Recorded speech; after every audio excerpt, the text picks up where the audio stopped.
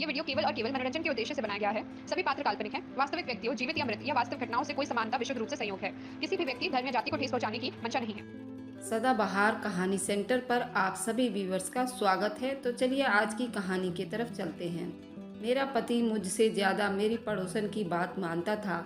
एक दिन पति मुझे घर से निकालने लगा तो मेरी पड़ोसन आ गई और पति को कहा कि उसे कुछ दिनों की मोहलत और दे दो।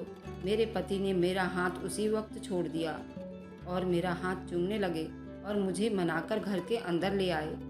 असल में मेरी शादी को 5 साल हो गए थे।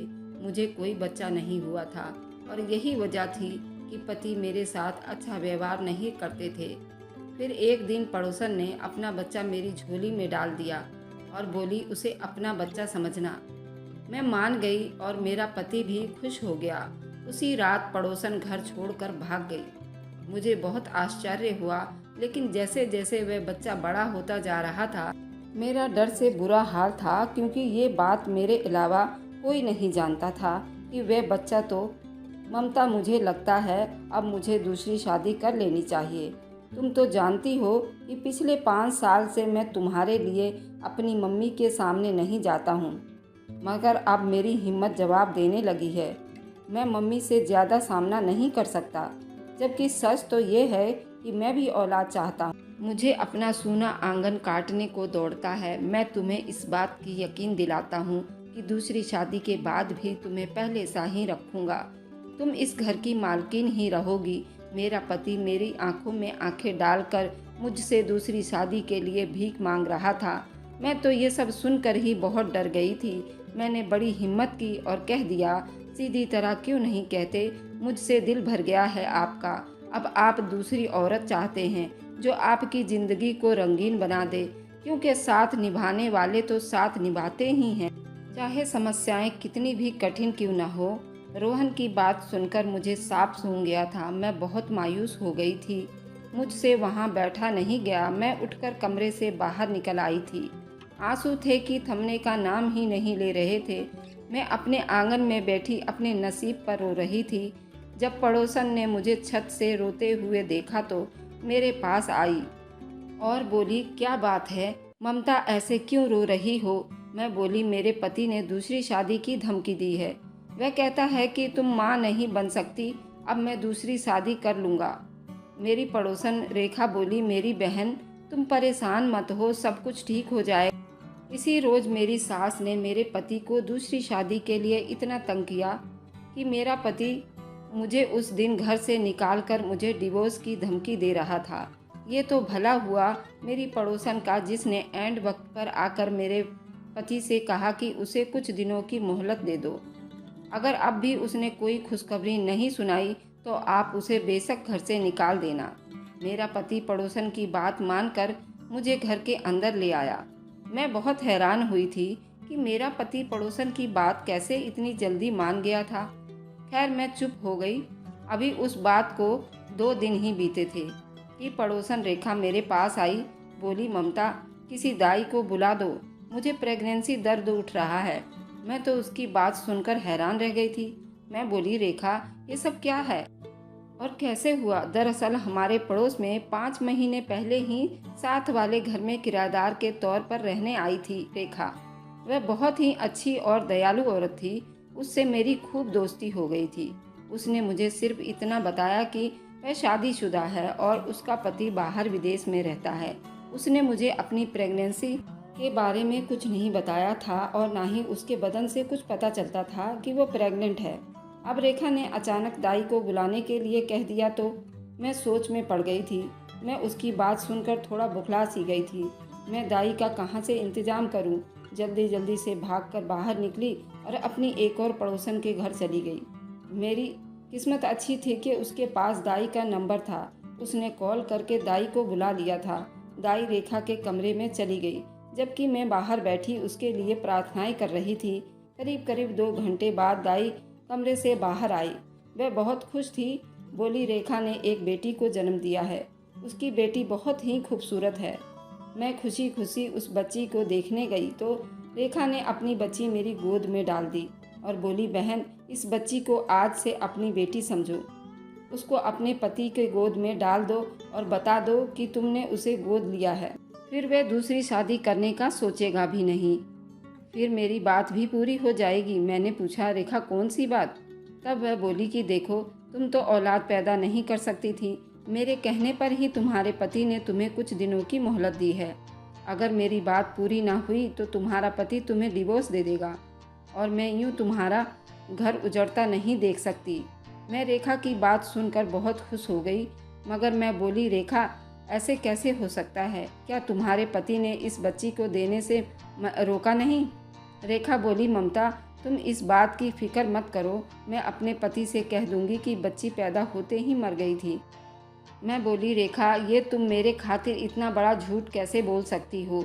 रेखा ने मेरे हाथ पर हाथ रख दिया और बोली, तुम क्यों इतनी फिक्र कर रही हो?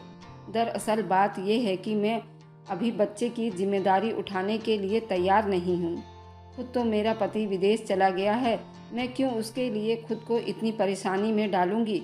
मैं चुप कर गई थी। मुझे लगता था जैसे रेखा मुझसे झूठ बोल रही हो। वह जानबूझकर उस बच्ची से जान छुड़ाना चाहती थी। खैर मैंने भी खुशी खुशी उस बच्ची को ले लिया था। अगर उसको कदर नहीं थी तो क्या हुआ? मैं तो उसकी बेटी के लिए मरे जा रही थी। मैं उस बच्ची को गोद में भर कर पति के पास ले गई और बोली, ये देखो हमारी बेटी है। मेरी बात सुनकर वह बहुत हैरान हुआ था। वह बोला, हमारी बेटी कैसे? उनको रेखा की सारी बात बता दी तो वह बहुत खुश हो गया और बोला, बहुत बहुत मुबारक हो ममता, तुम माँ बन गई हो और मैं बाप बन गया हूँ। भगवान की कृपा है जो उसने मुझे बच्चे दे दिया। अब मुझे दूसरी शादी की कोई ज़रूरत नहीं है। रोहन ने मुंह से ये सब सुनकर मेरी खुशी का कोई ठिकाना नहीं रहा। मेरी आंखों में आंसू आ गए। मेरा घर उजड़ने से बच गया। मेरा प्यार मुझसे जुदा होते होते बच गया। मैं उस बच्ची का माथा चूम लिया था। उसकी वजह से मैं अपने पति के साथ रह सकती थी। रेखा ने मुझे कहा था कि मैं उस बच्ची को दूध भी नहीं पिलाऊंगी। उसके लिए तुम दूध के डिब्बे का इंतज़ाम कर लेना। मैंने जल्दी जल्दी रोहन को बाहर भेजकर दूध का डिब्बा मंगवा लिया था। रोहन भी मेरा हर काम भाग भाग कर रहा था। शाम तक तो सब कुछ बहुत अच्छा सा बीत गया, मगर जैसे ही रात हुई बच्ची ने रोना शुरू कर दिया। मैं कभी उसको दूध देती तो कभी उसको कंधे पर लेकर घूमती रही। रोहन भी मेरे साथ ही था। वह भी कोशिश कर रहा था कि बच्ची किसी तरह चुप हो जाए। 2 घंटे ऐसे ही बीत गई। अब रोहन बोला, मेरी मानो तो उस बच्ची को उसकी माँ के पास ले चलो कि वह अपनी माँ की खुशबू सूंघ लेगी तो उसको चैन आ जाएगा। उसी वक्त मैंने गुस्से से रोहन की तरफ देखा और बोली, क्यों एक ही रात में आप इस बच्ची से तंग आ गए हो जो मुझे कह रहे हो कि उसकी माँ के पास ले जाओ? रोहन बोला, नहीं नहीं, मेरा ये मतलब नहीं है। तुम 2 घड़ी लेकर तो जाओ उसकी माँ के पास। जब वह सो जाए तो वापस ले आना। मैं भी बच्ची की रोने की वजह से बड़ी घबरा गई थी, इसलिए जल्दी से लेकर पड़ोसन के घर चली गई। उसके घर में हर तरफ अंधेरा ही अंधेरा था। मुझे पता नहीं था कि बेचारी इतनी जल्दी सो गई होगी, इसलिए धीरे से उसके कमरे का दरवाज़ा खोला तो ये देखकर हैरान रह गई कि वह तो खाली था। मैंने जल्दी से बच्ची को बेड पर लिटाया और बाथरूम को भी चेक किया तो वह बाथरूम में भी नहीं मिली। मैं बहुत हैरान थी कि रात के इतने पहर आखिर वह कहाँ जा सकती है। मैं यही सोचकर बहुत परेशान हो रही थी। तब मेरी नज़र साइड पर टेबल पर रखे कागज़ पर पड़ी। मैंने जल्दी से वह कागज़ खोल कर देखा तो उस पर लिखा था, प्यारी ममता, मैं आज तुम्हें अपनी ज़िंदगी का सबसे बड़ा राज बताने जा रही हूँ। दरअसल मेरी बच्ची नाजायज़ है। उसके बाप को पता नहीं है कि मेरी कोख में कोई बच्चा पल रहा था। अगर उसे पता हो जाता तो वह मुझे फ़ौरन डिवोर्स दे देता और यूँ मेरा घर उजड़ जाता। तुम बच्चे के लिए तरस रही थी, इसलिए ये तुम्हें दे दिया और मैं खुद बहुत दूर जा रही हूँ। मेरी बच्ची जब बड़ी होगी तब तुम्हें उसके बाद एक और राज भी मालूम हो जाएगा। तब तुम्हें मुझसे बहुत शिकायत होगी, मगर मैं अभी से तुमसे माफ़ी मांग रही हूँ। मुझे माफ़ कर देना। मैं तो खत पढ़कर बिल्कुल दंग रह गई थी। रेखा शक्ल से इतनी शरीफ लगती थी, वह कैसे इतनी गलत काम कर सकती थी? और फिर वह अपनी नाजायज़ औलाद मेरी गोद में डाल गई थी। ये बात सच है कि मुझे बच्चे की ज़रूरत थी, मगर नाजायज़ बच्चे की नहीं। मैं तो कब से रोहन को कह रही थी हम बच्चा गोद ले लेते हैं। तब रोहन ने मेरी इस बात का बहुत बुरा मान लिया था और बोला, रोहन आज तुमने ये बात कर ली, मैं दोबारा तुम्हारे मुंह से ये बात ना सुनूं। तुम जानती हो बेसहारा औरतें जो प्रेग्नेंट हो जाती हैं वह ज़्यादातर नाजायज़ बच्चे होते हैं। नाजायज़ बच्चे कभी भी किसी के सगे नहीं बनते, वे हमेशा अपने माँ बाप को दुखी करके छोड़कर चले जाते हैं।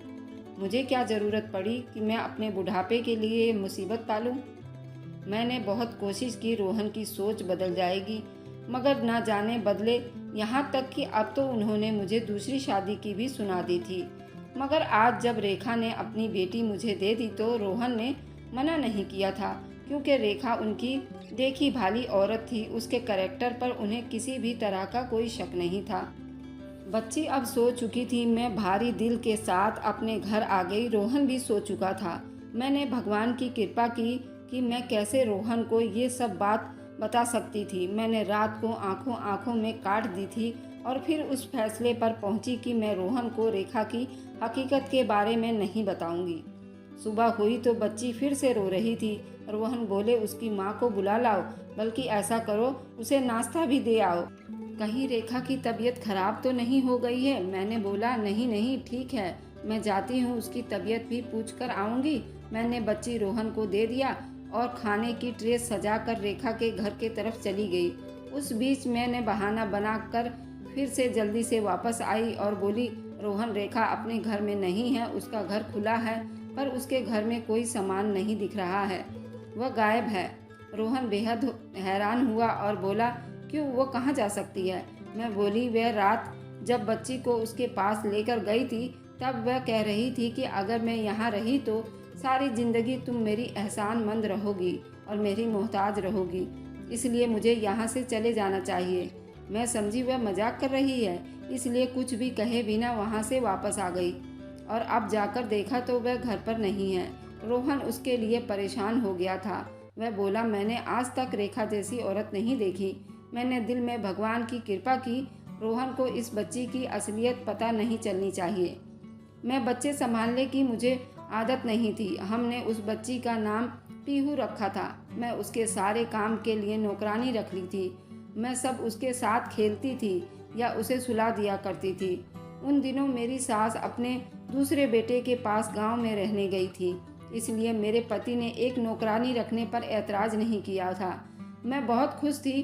फिर एक दिन मुझे पता चला कि मैं भी प्रेग्नेंट हो गई हूँ। शादी के 5 साल बाद प्रेगनेंसी होना मेरी ज़िंदगी की सबसे बड़ी खुशी बन गई थी। रोहन को जब ये खुशखबरी मिली तो उन्होंने मुझे अपने हाथ का छल्ला ही बना लिया था। मेरी पहली औलाद होने जा रही थी। मुझे परेशानियां भी बहुत हो रही थी, इसलिए डॉक्टर ने मुझे बेड रेस्ट को बोल दिया था। अब तो मेरी पीहू बिल्कुल ही नौकरानी के रहमो करम पर थी। एक दिन नौकरानी मेरे पास आकर बैठ गई। बोली, दीदी आप अच्छे से दूसरी दफ़ा प्रेगनेंसी हो गई हो, अपने ऊपर से बलाएं उतार दो ताकि आपका बच्चा दूसरा बीहू की तरह ना हो। मैं हैरान रह गई। वह बोली, क्या मतलब तुम्हारा? क्या हुआ है पीहू को? भगवान की कृपा है वह अच्छी भली है। अचानक नौकरानी कुछ बड़बड़ा सी गई और बोली, जी ऐसा ही ख्याल है मेरा। मैं पीहू से भी बहुत मोहब्बत करती थी। रोहन भी उस पर जान छिड़कता था क्योंकि वह हमारी पहली औलाद थी। इस बार भगवान ने मुझ पर कृपा की थी और मुझे बेटा दिया था, एक बेटा और एक बेटी। मैं बहुत खुश थी। कुछ ही दिनों में मैंने घर की सारी जिम्मेदारियां खुद पर ले ली थी। मैंने रोहन से कह दिया था कि मुझे एक नौकरानी की ज़रूरत है। खैर 2 बच्चे हो गए हैं, अब काम नहीं किया जाता। पीहू तो अभी नौकरानी ही संभालती थी क्योंकि पीहू 2 साल की होने वाली थी और इतनी शरारती थी कि कोई हद नहीं। मजाल है वो अगर एक जगह टिक कर बैठी हो। असल परेशानी तो मुझे तब शुरू हुई थी जब नौकरानी का पति मर गया। उस पर गमों का पहाड़ टूट पड़ा था और वह काम छोड़कर चली गई। मुझ पर इतनी जिम्मेदारियां हो गई थी, सर खुजाने की भी फुर्सत नहीं मिलती थी। 2 बच्चे और घर के काम। अब तो मेरी रोहन से लड़ाई भी होने लगी थी क्योंकि वह नौकरानी ढूंढने में बहुत सुस्ती कर रहा था। अब तो पीहू के काम भी मुझे ही करने पड़ रहे थे। जिंदगी ने पहली दफ़ा मैं उसको नहला रही थी, उसके सारे काम मैं ही कर रही थी। तभी मुझ पर एक बहुत ही बड़ी हकीकत खुलकर सामने आई। मुझे आज समझ आया था कि रेखा अपनी बेटी छोड़कर क्यों भागी थी। उसने क्यों कहा था कि वक्त के साथ साथ एक राज और भी खुलकर तुम्हारे सामने आएगा। उस दिन तुम मुझे माफ़ कर देना और नौकरानी भी क्यों कह रही थी कि आप अपने बच्चे की बला उतार देना, नहीं तो ये पीहू की तरह हो जाएगा, क्योंकि पीहू एक किन्नर थी। मुझ पर जब ये हकीकत खुलकर सामने आई तो मैं फूट फूट कर रो रही थी। इतने दिन तो मुझसे कुछ खाया पिया भी नहीं गया था। रोहन समझा कि मैं उससे नाराज़ हूँ, इसलिए चुपचाप रहती हूँ। रोहन ने मेरे लिए नौकरानी का इंतज़ाम कर दिया था, मगर मैंने अपनी नौकरानी को घर के काम के लिए रखा था। मैं नहीं चाहती थी कि मेरी पीहू का राज मेरे सिवा किसी और को भी मालूम हो। मैं पीहू से बेइंतहा मोहब्बत करती थी, शायद अपने बेटे से भी ज़्यादा। मुझे पीहू प्यारी थी, क्योंकि उसकी वजह से ही मेरा घर टूटने से बचा था। मेरी ज़िंदगी में खुशियाँ आई थी। मैं अब हर वक्त गम के आगे घुटने टेक रही थी। मैंने उसकी परवरिश में बहुत मेहनत की थी। मेरे दोनों बच्चे बड़े होते जा रहे थे। पीहू इतनी खूबसूरत थी कि कोई हद नहीं। मेरा अतुल अपने पीहू बहन से बहुत नफरत करता था। ये सब देखकर मेरा दिल बहुत दुखता था। एक दिन मैंने अतुल से उसकी नफरत की वजह पूछी तो वह बोला, मम्मी पीहू बहुत अजीब लड़की है, वो बहुत अजीब हरकतें करती है। तब मैं अतुल के सामने बहुत रोई थी। मैं बोली, बेटा ये सब इसलिए है क्योंकि पीहू बीमार है। अगर आप अपनी बहन से नफरत करोगे तो मुझे बहुत दुख होगा। मेरे साथ वादा करो तुम पीहू का ख्याल रखोगे। अतुल ने उस दिन मुझसे वादा किया था कि अब मैं पीहू का बहुत ख्याल रखूँगा, क्योंकि जैसे जैसे बड़ी होती जा रही थी उसमें बगावत फूट फूट कर बढ़ने लगी थी। मैं उससे वजह पूछती तो कहती मैं सबसे अलग हूँ। मैं उसको समझाने की कोशिश करती, मगर वह मुझसे बगावत पर उतर आती। तब उसने 10वीं पास कर लिया था। वह एक किन्नर थी। तब उसने मुझसे बहुत लड़ाइयाँ की थी। वह बोली, मम्मी आपने मुझसे मेरी पहचान क्यों छुपाई थी? मुझे किसी से छुपने और छुपाने की ज़रूरत नहीं है। मैं बेहद परेशान हो गई। उसे बड़े प्यार से समझाया, वह चुप हो गई। एक दिन रोहन ऑफिस से लौट कर आया तो वह बहुत गुस्से में लग रहा था। उन्होंने चीख चीख कर पीहू को बुलाया और जब वह कमरे से बाहर निकली तो रोहन ने पीहू के मुंह पर थप्पड़ मार दिया। बस इतना ही नहीं, पीहू को बहुत मारा। मैंने बड़ी मुश्किल से उसे बचाया था। जब मैंने रोहन से वजह पूछी तो उन्होंने अपना मोबाइल मेरे आगे फेंका और उनके व्हाट्सएप पर किसी ने पीहू की डांस की वीडियो शेयर की थी। न जाने क्यों पीहू ने अपना सोशल मीडिया पर अकाउंट बनाया। उस पर लिख दिया कि मैं एक किन्नर हूँ। फिर उसके अकाउंट पर नाच गाने की वीडियो आने लगा था। वह दिन हमारे लिए बहुत बुरा दिन साबित हुआ था। रोहन बोला, तुम्हें इसका मतलब भी पता है क्या है? तब मैंने रोने लगी और बोली, हमारी पीहू सच में किन्नर है। मैंने रोहन के चेहरे पर मौत की लहर देखी थी।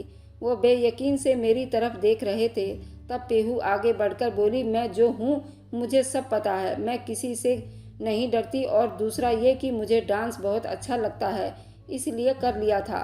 अपने जैसे गिरोह के पास भेज दो, मुझे वहाँ अपना पहचान नहीं छुपाना पड़ेगा। मैं अपनी पहचान खुद बनाऊंगी। उन्होंने पीहू का हाथ पकड़कर उसे घर से निकाल कर बोले, जाओ, आज से तुम हमारे लिए मर गई हो और हम तुम्हारे लिए मर गए हैं। रोहन ने अंदर से कुंडी लगा ली थी, जबकि मैंने खुद को पीटना शुरू कर लिया था। मैं पीहू के लिए रोती चली जा रही थी। मैं बोली, रोहन पीहू अभी ना समझ है, मैं उसे समझा दूंगी, प्लीज़ उसे घर में ले आएं। रोहन बोला, नहीं, बकवास बंद करो। फिर रोहन चुपचाप उठकर अपने कमरे में चला गया था। मेरा बेटा अतुल मुझसे अलग रो रहा था और बोला, मम्मी ऐसा नहीं हो सकता, वह मेरी बहन है, उसे किन्नर नहीं होना चाहिए था। मैं भी रो रही थी। अतुल बोला, मम्मी बहन को अकेला नहीं छोड़ूंगा, मैं उसके पीछे जा रहा हूँ। मगर रोहन ने उसे भी जाने नहीं दिया। मैं सारी रात बैठी रोती रही। मेरे पति की हालत अच्छी नहीं थी। मुझे नहीं पता था कि मेरी बेटी के साथ क्या हो रहा होगा। मैं एकदम से उठी और चप्पल पहनकर घर से बाहर निकली तो रोहन बोला, घर के बाहर कदम रखा तो मैं तुम्हें भी डिवोर्स दे दूंगा। मैं वहीं पर बाहर ही बैठ गई। रात भर जैसे अंगारों पर लौटती रही। मैंने रो रो कर बुरा हाल कर लिया था। सुबह 10 बजे तो दरवाजे पर कोई आया। बेल बजी तो मैंने दरवाजे पर भागती हुई गई। सामने देखा तो मेरी पीहू लुटी पिटी मेरे घर में अंदर आई थी। वह मेरे सीने से लग कर रो रही थी। फिर पीहू धीरे धीरे कहने लगी, मम्मी मैं घर से बाहर निकली तो मर्दों ने मुझे ज़बरदस्ती अपने साथ गाड़ी में बिठा लिया। मैंने उनसे अपनी जान छुड़ाने की बहुत कोशिश करती रही, मगर नाकाम रही। मैं अपने आप को उनसे आज़ाद नहीं कर सकी और मुझे रात के अंधेरे में शहर से दूर किसी ढाबे पर ले गए। वहाँ पर सब लोगों ने मेरे साथ वहाँ मुझे एक गिरोह मिला जिसमें कुछ किन्नर भी उस्ताद थे, व कुछ डॉक्टर भी थे। मम्मी, आप जानती हैं ये सारे किन्नर डांस नहीं करते, जो करते हैं वह भी मजबूरी में करते हैं, अपने शौक से कोई नहीं करता। मैंने किन्नरों के साथ एक रात गुजारी तो मालूम हुआ कि हम भी तो इंसान हैं, हमारे पास भी तो आम लोगों जैसा दिमाग है, फिर हम क्यों पढ़ लिख कर अच्छी नौकरियां नहीं करते। मम्मी, आप जानती हो मैंने यहाँ पर एक किन्नर को देखा जो व्हील चेयर पर था और वो बिल्कुल मजबूर था, लेकिन वो इलेक्ट्रीशियन था, वह भी मेहनत मजदूरी करता था। मम्मी, मैं भटक गई थी। अगर पापा मुझे घर से निकाल देते तो मैं सच में तबाह हो जाती। उन्होंने मुझे अगवा करवा कर ढाबे पर भेजा था कि मुझे अकल आ सके। पीहू ने रोहन से भी माफ़ी मांगी थी और अपना सोशल मीडिया पर अकाउंट डिलीट कर दिया था। उसने फरमाइश की कि वह पढ़ लिख कर डॉक्टर बनना चाहती है। रोहन ने भी उसे माफ़ करके अपने सीने से लगा लिया था। रोहन मेरे पास आया और बोला, मैंने आज तक पीहू को कभी पराई औलाद नहीं समझा, इसलिए मैंने जब उसे घर से निकाला तो तब मैंने उसे अपनी औलाद समझकर ही निकाला था। तुम बिना वजह मुझ पर शक करने लगी थी। फिर यूं ही वक्त बीतता गया और पीहू ने अपनी डॉक्टर की पढ़ाई पूरी कर ली थी, अपने शौक़ को प्रोफेशन बना दिया था। इस दौर में हमें लोगों की बहुत सी कड़वी बातें सुनना पड़ी थी कि पीहू बहुत बार भी हिम्मत हारी थी, मगर हमने बार बार उसे हिम्मत हौसला बढ़ाया था। मेरे बेटे अतुल ने एक NGO बना ली थी जिसमें वह किन्नरों को पढ़ाने और दूसरे उनके काम सिखाने के लिए उस्ताद रख लिए थे। आज भगवान ने हम पर कृपा की है, मेरे दोनों बच्चे कामयाब कर दिए हैं। तो बताइए, इस कहानी में पीहू के पिता ने सही किया या गलत, या उसे डांस करने देते या उसे ये समझाकर अच्छा इंसान बनाया और पढ़ाया लिखाया। तो आप लोग शेयर करें और बताएं कमेंट में कि ये स्टोरी आप लोगों को कैसी लगी। जब तक के लिए thanks for watching, like and subscribe, bye bye.